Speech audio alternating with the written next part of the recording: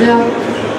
Je suis très impressionnée d'être dans cette salle que j'apprécie beaucoup de la solennelle, et je tiens encore à remercier la mairie de Toulouse, son maire M. Boudin, qui est son représentant M. Dardelet, de nous permettre de faire cette séance dans cette salle magnifique. Et je voudrais dire aussi combien je suis impressionnée de vous voir si nombreux aujourd'hui pour assister à notre séance solennelle. Et c'est pour nous un grand honneur de vous voir tout cela pour cette cérémonie. Bien, donc, vous savez que l'Académie est faite de gens de grande qualité, mais aussi un peu âgés. Donc, nous avons eu la tristesse de perdre un grand nombre de membres cette année, dont certains ont été des personnages importants dans l'Académie. Et nous allons commencer cette cérémonie par un hommage à ces membres disparus. Donc, nous allons commencer par l'hommage au général François Morin, et j'appelle Jean-Georges Brévot pour qu'il puisse faire cet hommage. Jean-Georges, je te laisse la parole.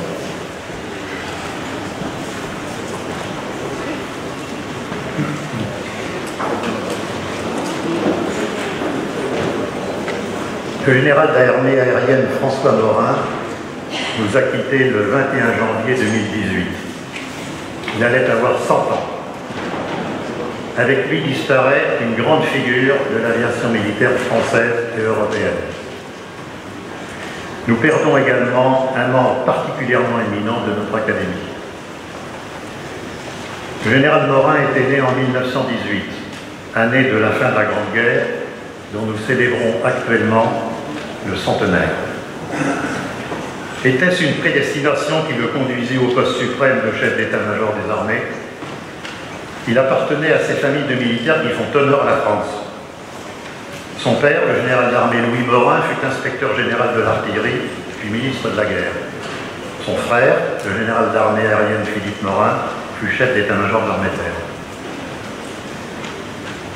Breveté pilote de bombardement à l'école de l'air en novembre 1939, le sous-lieutenant François Morin s'illustre avec combativité et sang-froid tout au long de la Seconde Guerre mondiale, d'abord au cours de la campagne de France, puis au groupe de bombardement 262 à Thiès, au Sénégal. Il reçoit une première citation avec attribution de la Croix de guerre 39-45. Affecté plus tard au groupe de bombardement 131 au Nice, le lieutenant Morin conduit au début 1945 de nombreuses missions de bombardement et de reconnaissance sur le front de l'Atlantique. Après un court passage en Algérie, le capitaine Morin va servir en Indochine de 1947 à 1950 au groupe de transport 264 Anjou avec courage, détermination et un remarquable sens de l'humain apprécié par tous. Il y effectuera 89 missions de guerre. Sa carrière se poursuivra avec de nombreux postes de responsabilité en état-major. Mais c'est surtout comme commandant du Centre d'expérience aérienne militaire de Mont-de-Marsan de 1960 à 1963 que le colonel Morin va montrer toute l'étendue de ses compétences et de sa vision du futur. C'est là, en effet, que se déroulait l'expérimentation du Mirage 4, armé de la première bombe atomique opérationnelle française. Il aura donc été un acteur essentiel du début de la dissuasion et de l'accession de la France au rang de puissance nucléaire. Promu général en 1963, il occupe cette fois de nombreux postes de haute responsabilité, dont le plus marquant est sans doute celui de commandant de la défense aérienne à Taverny de 1967 à 1970. Il y donnera une impulsion déterminante à la modernisation des systèmes de détection et de commandement dont le rôle est devenu essentiel dans les opérations aériennes modernes. Nommé le 9 juin 1971, chef d'état-major des armées, la plus haute fonction militaire française, le général d'armée aérienne François Morin va faire preuve d'une clairvoyance et d'une lucidité qui auront contribué à positionner le dispositif militaire de la France au niveau mondial. Il y retrouve la dissuasion en accompagnant la mise en service des deux nouveaux systèmes d'armes qui donnèrent corps à la triade nucléaire, les missiles sol-sol du plateau d'Albion et la composante océanique stratégique. Il quitte ses fonctions le 1er juillet 1975, mais en Européen convaincu et comprenant que la défense requiert une vision de plus en plus large, il continue sa participation aux événements organisés par l'Union de l'Europe occidentale, responsable à l'époque de la défense européenne. Conseiller d'État de 1975 à 1986, animé par une profonde humanité, en permanence au service de la France et de ses concitoyens. Il s'engage dans un grand nombre d'organisations et d'associations qu'il serait impossible de toutes citer ici. Notons simplement pour illustrer cet engagement à la présidence de la Caisse nationale militaire de sécurité sociale qu'il assumera pendant plus de 13 ans jusqu'à l'âge de 81 ans. Surtout, le général Morin était membre depuis 1984 de notre Académie de l'air et de l'espace. Il en fut le vice-président de 1987 à 1981. En sa qualité de conseiller d'État, il fut l'ambassadeur de l'Académie auprès des ministères pour obtenir notre reconnaissance d'utilité publique, laquelle fut acquise le 9 juin 1987 et plaida notre cause à plusieurs reprises pour nos changements de statut. Membre très actif de notre institution, il participa aux séances de la Commission Défense et de la Section 4 jusqu'en 2015. Âgé alors de 96 ans, il venait en particulier siéger à la Commission Défense, où il écoutait avec une grande attention, car il était resté curieux de toutes les évolutions techniques et technologiques qu'il avait vu se développer au cours du XXe siècle. Il intervenait toujours à bon escient, faisant part de sa très grande expérience et mettant en garde contre la rhétorique des dividendes de la paix, dont on sait ce qu'ils sont devenus. Le général d'armée aérienne François Morin était grand croix de la Légion d'honneur et de l'Ordre national du mérite, titulaire de la Croix de guerre 39-45 et de la Croix de guerre des théâtres d'opérations extérieures. Il comptabilisait plus de 8000 heures de vol. Archétype du sens de l'engagement des militaires au service de l'État et de ses concitoyens. Un grand chef empreint d'humanité pour tous ceux qui étaient sous ses ordres ou l'ont simplement côtoyé. Un grand monsieur pour toute la communauté de l'aéronautique et de l'espace. Le général Morin est de ceux que nous sommes fiers d'avoir compté dans nos rangs.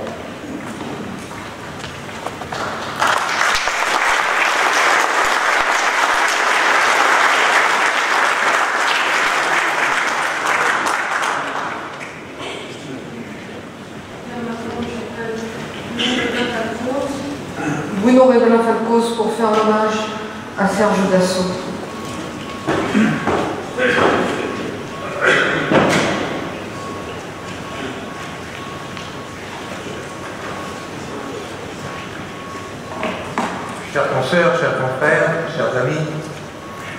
Vous le comprendrez, c'est avec une certaine émotion que je vais évoquer la mémoire de Serge Dassault, qui est disparu récemment à l'âge de 93 ans.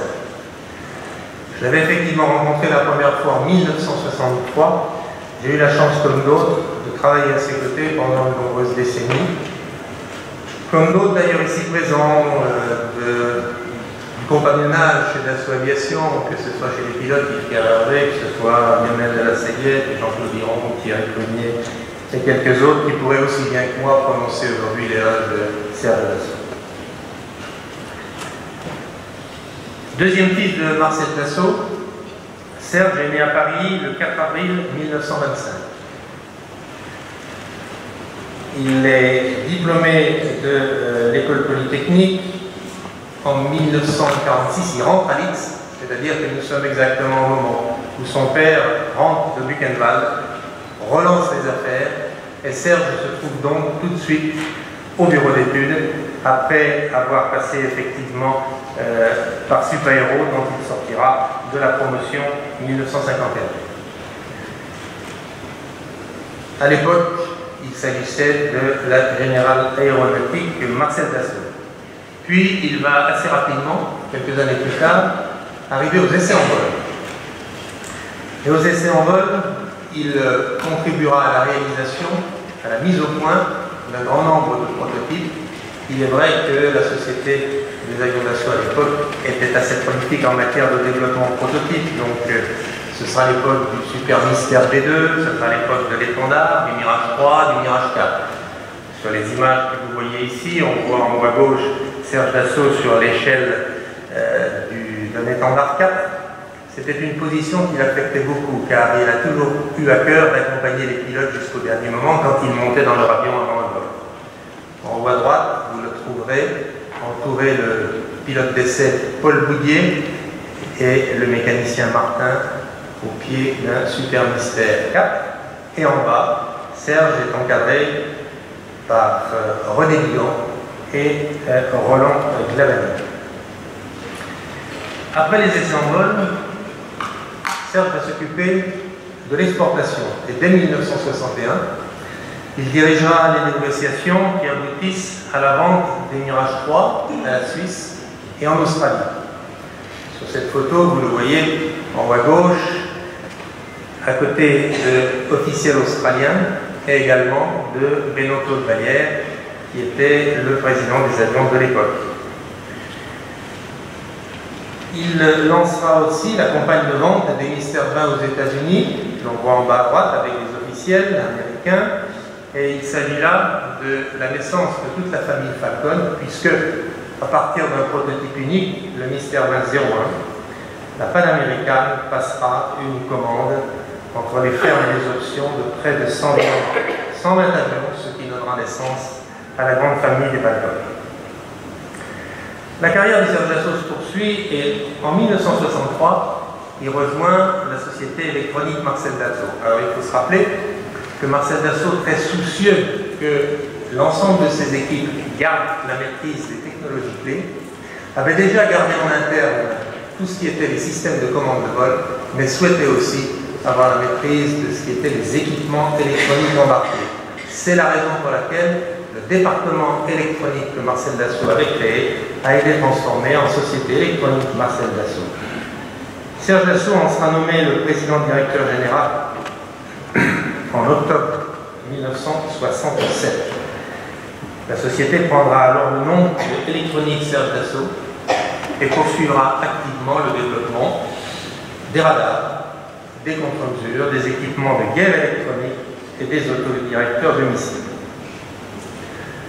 Nous arrivons à l'année 1986, qui est une année clé puisqu'elle voit le décès de Marcel Dassault et la fin de mandat de Benoît-Claude Vallière, atteint par la limite d'âge dès 75 ans.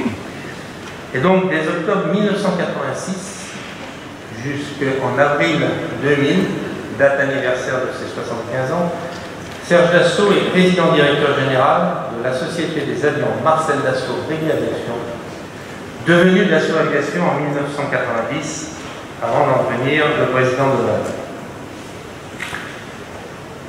En décembre 1987, Serge Dassault devient également président-directeur général de Dassault Industries, qui deviendra le groupe industriel Marcel Dassault, qui regroupe, c'est la holding, qui regroupe toutes les activités, les actions dans Dassault Aviation, Dassault Systèmes, la presse, le vignoble, etc. Pendant sa présidence et sous son impulsion, la Société des avions a développé de nouveaux produits. Le Super Étendard, modernisé en 87, le Mirage 2000-5 en 91, et puis bien sûr le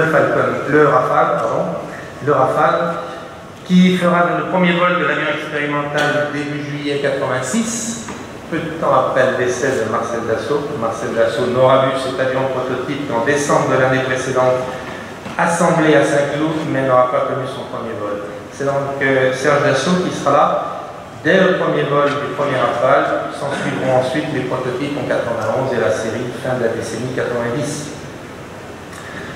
Serge Dassault s'est aussi personnellement impliqué dans la vente des Falcon et il a supervisé également des Mirage 2000 à Taïwan, aux Émirats Arabes Unis, en Inde et en Grèce. Serge Dassault était très près de ses équipes. Il aimait tout autant les pilotes et les ingénieurs que les personnels d'atelier. Il les fréquentait régulièrement et il n'a jamais hésité à aller à leur rencontre, même dans des périodes très difficiles. D'ailleurs, un peu à l'image de ce qu'il fera plus tard au Tarteret, dans la région chaude de Corbeil. Il avait aussi à cœur de maintenir l'esprit d'Assault et, avec une persévérance remarquée, il contribuera à faire en sorte que la famille du fondateur soit encore l'actionnaire majoritaire de l'entreprise 70 ans après, ce qui, je crois, est apparemment unique dans le monde. En 1975, Serge Dassault est nommé commissaire général des salons internationaux de l'aéronautique et de l'espace du projet. On le voit ici en présence du président Giscard d'Estaing, avec Benoît Vallière, président à l'époque, serrant la main de Serge Dassault, chef pilote d'essai à l'époque. Et à ce titre, il a coordonné avec succès l'organisation de 10 salons du Bourget. Je pense que c'est un record. Serge Dassault avait l'habitude sympathique de venir au salon du Bourget à chaque fois en place arrière de 10 places de chasse. Et même à un âge avancé, il a continué cette habitude. Serge Dassault a présidé le GIFAS de 93 à 97. Un peu trop vite, on va rester là. En parallèle, il a été président du Conseil des industries de défense, le CIDEF, pendant 4 ans, vice-président de l'AECMA, l'Association européenne des constructeurs de matériel aéronautique. Il a été aussi élu constructeur aéronautique de l'année 1998 dans le cadre des trophées de la revue américaine Aviation Week et Space Technology. Ingénieur en chef de l'armement de Redern, diplômé du Centre de perfectionnement des affaires, ancien moniteur de l'Institut des hautes études de la défense nationale, Serge Dassault titulaire de la médaille de l'aéronautique et grand officier de la Légion d'honneur. En plus de ses activités professionnelles dans l'aéronautique, il a mené une carrière politique. Maire de Corbeil pendant 13 ans, de 1995 à 2008, il a aussi été sénateur de l'Essonne pendant 13 ans. Et à ce titre, il a été bien connu pour son assiduité dans les travaux parlementaires. Disparu le 28 mai dernier, Serge Dassault laisse le souvenir d'un homme de cœur, d'un grand capitaine d'industrie et d'un homme passionné par l'aéronautique et par le service de la France.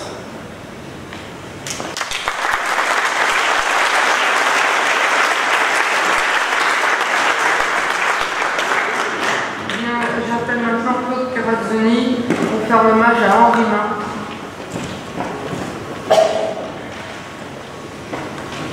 Qui était l'ancien président de l'aérospatiale et membre d'alliance de l'Académie.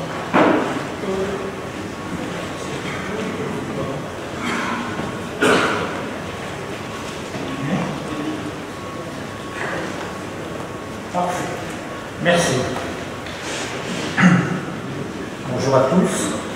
Henri Marx, ingénieur général de l'armement, et membre d'honneur de notre Académie, nous a quittés le 3 juillet 2018.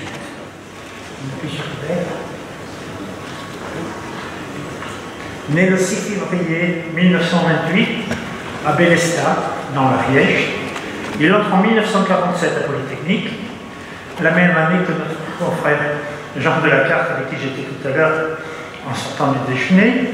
Il choisit à la sortie le corps des télécoms d'Arbour.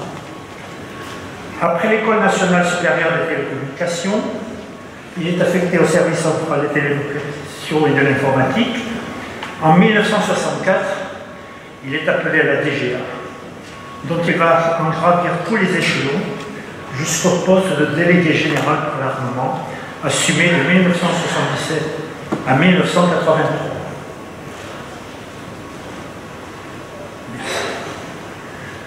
En 1983, détaché du corps de l'armement, il rejoint l'industrie et succède au général Mitterrand comme président d'Aérospatiale, poste qu'il cumulera en 1988 avec celui de l'AECMA, puis de 1980 à 1993 avec celui du GIFAS.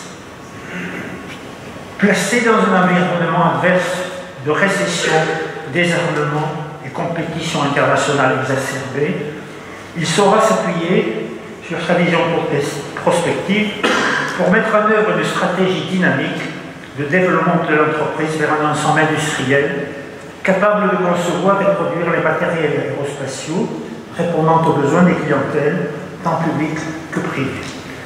Conscient que l'entreprise aérospatiale n'avait pas la dimension pour y parvenir seule, il sera un promoteur opiniâtre de la coopération européenne dans les domaines tant militaires, l'Euromissile, l'Eurocopter, que civil, Airbus, ATR, Ariane, etc. Anticipant en particulier le fort développement de l'aéronautique civile, il s'implique efficacement dans l'essor de la coopération Airbus et accepte d'investir une grande part des ressources de notre entreprise dans le développement et la production de produits à l'époque A320 qui fait la richesse d'Airbus, je le rappelle aujourd'hui. Le résultat d'Airbus est fait à 80% par les A320, A330 et A340, permettant ainsi à Airbus de faire jeu égal avec Boeing au début des années 2000 lors de la création de l'ADS. Après son départ de l'aérospatiale en 1992, atteint par la limite d'âge dans la fonction, il poursuit ses réflexions et son action en s'impliquant pour la promotion et la prise en compte de l'intelligence économique dans le contexte des échanges mondialisés. En 1993, il devient membre fondateur de l'Académie de l'intelligence économique et en 1994, il rédige le rapport Martre, faisant autorité sur ce sujet.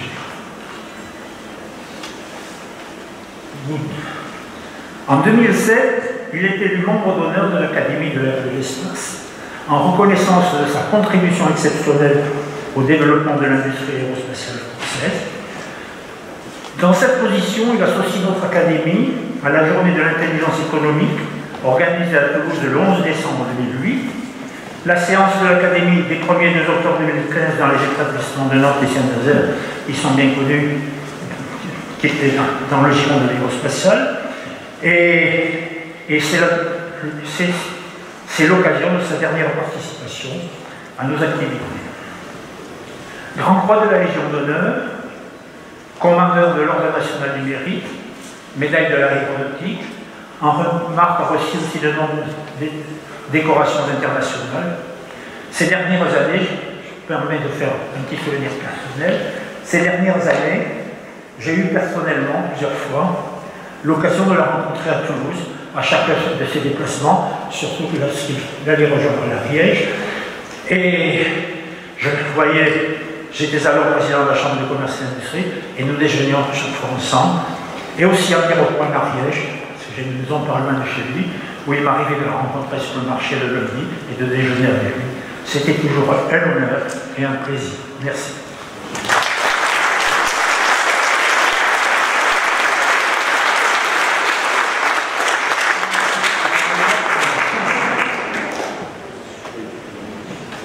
Merci aux conférenciers qui ont rendu cet hommage, et pour que nous puissions nous aussi rendre hommage à ces personnages, je vous demande que nous fassions une minute de silence à leur honneur.